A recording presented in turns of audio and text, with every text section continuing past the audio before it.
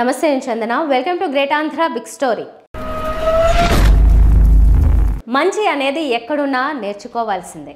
రాజకీయాల్లో ప్రత్యర్థుల్లో మంచి విషయాలుంటే నేర్చుకోవడానికి సిగ్గుపడాల్సిన అవసరం ఎంత మాత్రం లేదు.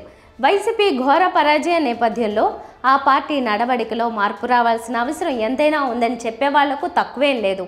ప్రధానంగా టీడీపీ నుంచి పబ్లిక్ రిలేషన్స్ ఎలా పెంపొందించుకోవాలో నేర్చుకోవాల్సింది ఎంతో ఉంది. టీడీపీలో ఈ నెట్వర్క్ చాలా బలంగా ఉంది. వైసీపీలో లేనిది ఇదే. యథా రాజా తదా ప్రజ అనే సామెత చందాన వైసీపీ అధినేత వైఎస్ జగన్మోహన్ రెడ్డికే పీఆర్ లక్షణాలు ఏమాత్రం లేవు. ఇక జగన్ చుట్టూ ఉన్నవారికి ఉంటాయని ఎలా అనుకుంటాం? జగన్ తన చుట్టూ పెట్టుకున్న వారికి బాగా తెలిసిన విద్య ఏంటంటే తమ నాయకుడికి ఎవరిని దగ్గర కానివ్వకపోవటం. చివరకు ఎలా తయారైందంటే జనానికి కూడా జగన్ను దూరం చేసేంతగా ఆయన చుట్టూ ఉన్న కోటరి విజయవంతంగా చేయగలిగింది. కానీ జగన్కు ఇవేవీ తెలియక అక్కా చెల్లెమ్మల ఓట్లు, అవ్వాతాతల ఓట్లు ఏమయ్యాయి అని జగన్ అమాయకంగా అడగటం గమనార్హం. అమ్మఒడి అందుకున్న 53 లక్షల మంది తల్లులకు మంచి చేసిన పిల్లలు బాగుండాలి, వాళ్ళ చదువులు బాగుండాలని తాపత్రయపడుతూ అడుగులు వేశాం. మరి అక్క చెల్లెమ్మల ఓట్లు ఏమయ్యాయో తెలియదు. 66 లక్షల మంది అవ్వాతాతలకు, వితంతులకు, వికలాంగులకు గతంలో ఎప్పుడు జరగని విధంగా మంచి చేశాం. వారి కష్టాల్లో తోడుగా ఉంటూ, వారి కష్టాన్ని అర్థం చేసుకుంటూ, వారి ఇంటికే పంపించే వ్యవస్థను సైతం తీసుకొస్తూ, గతంలో మా ప్రభుత్వం అధికారంలోకి రాకమునుపు ఇస్తా ఉన్న చాలని పెన్షన్ నుంచి ఎంతో మంచి చేస్తూ అడుగులు వేసినా కూడా ఆ అవ్వాతాతలు చూపిన ఆప్యాయత ఏమైందో కూడా తెలియడం లేదు. దాదాపుగా 1,05,00,000 మందికి పొదుపు సంఘాల అక్క చెల్లెమ్మలకు మంచి జరిగిస్తూ, వారి కష్టాలనే మా కష్టాలుగా భావిస్తూ, ఇచ్చిన ఏ మాట తప్పకుండా అన్ని రకాలుగా వాళ్ళకు అండగా ఉంటూ, ఆసరాతో తోడుగా ఉన్నాం. 0 వడ్డీతో సైతం అండగా ఉన్నాం. చేయూత సైతం తోడుగా ఉంటూ నిలిచాం. మరి ఆ 1,05,00,000 మంది అక్క చెల్లెమ్మల ప్రేమాభిమానాలు ఏమయ్యాయో తెలియవు. 26 లక్షల మంది చేయూతను అందుకుంటున్న అక్క చెల్లెమ్మలు వారి ఆప్యాయత ఏమైందో తెలియదు. పిల్లల చదువుల కోసం ఏ తల్లి ఏ తండ్రి ఇబ్బంది పడకూడదు అని మొట్టమొదటిసారిగా పూర్తి ఫీజులు ఇస్తూ తీసుకొచ్చి అందగా నిలిచాం. చదువుల్లో ఎప్పుడూ చూడని మార్పులు తీసుకొచ్చాం. దాదాపుగా 12 లక్షల మందికి సంవత్సరానికి మంచి జరిగిస్తూ ఆ పిల్లలు ఆ తల్లుల అభిమానం ఏమైందో కూడా తెలియదు.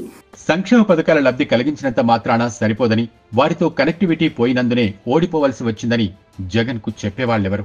ఇదే టీడీపీ విషయానికి వస్తే 2029 ఎన్నికలకు సమాయత్తమవుతోంది.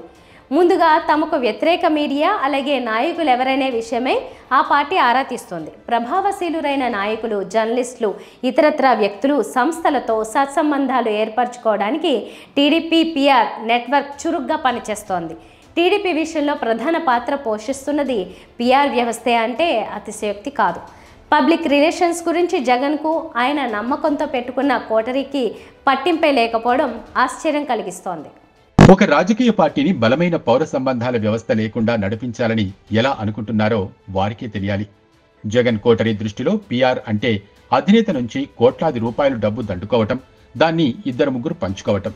తాను ఎంచుకున్న టీం సరిగ్గా పనిచేస్తుందా లేదా అనే క్రాస్ చెక్ చేసుకునే అలవాటు వైఎస్ జగన్ కు ఏమాత్రం లేదు.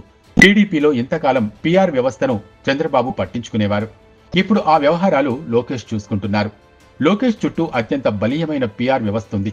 లోకేష్ కు ఏదైనా సమాచారాన్ని సెకండ్లలో చేరవేయటం, ఆయన చెప్పింది కూడా అంతే సమయంలో తిరిగి పంపడంలో పీఆర్ వ్యవస్థ చురుగ్గా వ్యవహరిస్తోంది. ఫలానా వ్యక్తులు, వ్యవస్థల వల్ల ప్రయోజనం కలుగుతుందని అనుకుంటే వెంటనే సంబంధిత వ్యక్తులతో నేరుగా మాట్లాడేందుకు లోకేషే రంగంలో దిగుతారు. దీనివల్ల టీడీపీకి వ్యతిరేకంగా పనిచేయాలని అనుకునే సంస్థలు లేదా వ్యక్తులు కనీసం వ్యతిరేకంగా పనిచేయరనేది టీడీపీ ఎత్తుగడ. రాజకీయాల్లో వ్యూహ ప్రతివ్యూహాలే అంతిమంగా ఏ పార్టీనైనా విజేతగా నిలుపుతాయి. 2019లో ఘోరంగా ఓడిపోయిన టీడీపీ 5 ఏళ్లు తిరిగేసరికి అధికారాన్ని దక్కించుకునే స్థాయికి ఎదగడం వెనుక ఆ పార్టీ పీఆర్ టీం ఉంది. టీడీపీ విజయ రహస్యం ఇదే అని వైసీపీ ఎప్పటికీ తెలుసుకుంటుందో తెలియదు. జగన్ తన చుట్టూ నియమించుకున్న కోటరీలోని పీఆర్ టీంకు మరెవరిని తమ నాయకుడి దగ్గరికి రానివ్వకుండా మాత్రమే తెలుసని ఆ పార్టీలో ఎవరిని అడిగినా చెబుతున్నారు. కావున జగన్ మళ్ళీ తన పార్టీకి పూర్వ వైభవం తెచ్చుకోవాలనే ఆలోచన ఉంటే లోకేష్ పీఆర్ టీంపై స్టడీ చేస్తే సరిపోతుంది. కాదు కూడదని అనుకుంటే అది వారిష్టం. బాగుపడాలని అనుకున్న వాళ్ళు ప్రత్యర్థుల్లోని మంచిని గ్రహిస్తారు, తమలోని చెడును త్యజిస్తారు. ఇది వాళ్ళ బిగ్ స్టోరీ. మరిన్ని టాపిక్స్తో కలుద్దాం. నమస్తే.